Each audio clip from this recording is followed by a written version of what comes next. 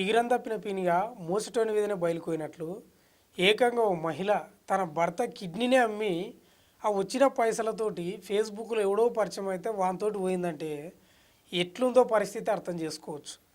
ఇది ఎక్కడో కాదు, పశ్చిమ బెంగాల్ రాష్ట్రంలోని హడ్వా జిల్లాలో జరిగింది సంఘటన. అయితే ఈ మహిళ తన భర్త పిల్లలతోటి కలిసి జీవిస్తుంది, ఏదో రకంగా పని చేసుకుంటూ.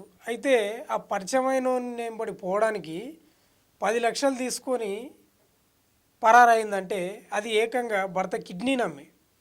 భర్తను కూడా ఎట్లా నమ్మించింది? ఇంట్లో ఆర్థిక పరిస్థితులు బాగాలేవు, పిల్లల చదువులకు డబ్బులు లేవు, పెళ్ళిళ్ళకు డబ్బులు లేవు కదా.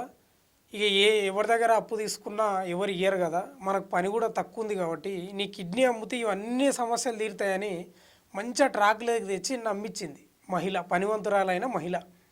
ఇక భర్త కూడా ఫస్ట్ ఇవ్వడానికి ముందుకు రాలే, ఎందుకంటే శరీరంలో ఒక పార్ట్ని ఇవ్వడం అంటే నాటియ జోకు.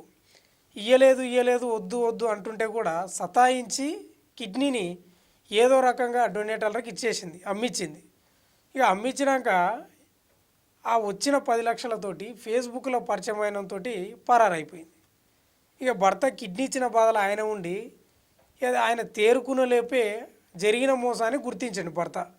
ఇంత మోసం అయ్యా కదా, ఇంత నమ్మించి ఇంత గొంతు కోసే కదా అని పోలీసులకు ఫిర్యాదు చేస్తే వాళ్ళు ఏదో రకంగా గాలింపు చర్యలు చేపట్టి వాళ్ళు పారిపోయిన వాడు ఇవే దగ్గరికి పోతే కనీసం భర్త పిల్లలతోటి కూడా మాట్లాడలేదంట, కనీసం డోర్ కూడా తెరవలేదంట. అంటే ఏ స్థాయిలో విసుగు చెందిందో ఈ వ్యామోహాలు, ఈ ఫేస్బుక్ పరిచయాలు, ఇన్స్టాగ్రామ్ పరిచయాలు ఏ స్థాయికి దిగజారుస్తున్నావో ఈ సంఘటనను చూస్తే అర్థం చేసుకోవచ్చు. కనీసం భర్తతోటి కూడా పిల్లలతోటి కూడా మాట్లాడలేదంట, డోర్ కూడా తెరవకుండా డోర్ లోపల నుంచే బెదిరించిందంట భర్తను. నీకు విడాకులు ఇస్తా, నేను దరఖాస్తు కూడా చేస్తున్నానని బెదిరిస్తే ఇక భర్త ఏం చేయలేక నాకు అన్యాయం జరిగింది, నన్ను ఆదుకోవాలని పోలీసులను ప్రభుత్వాన్ని మొరపెట్టుకున్నాడంట. ఇక ఎట్లుంది భర్త పరిస్థితి అంటే మూలిగే నక్క మీద తాటికాయ పడ్డట్లుంది.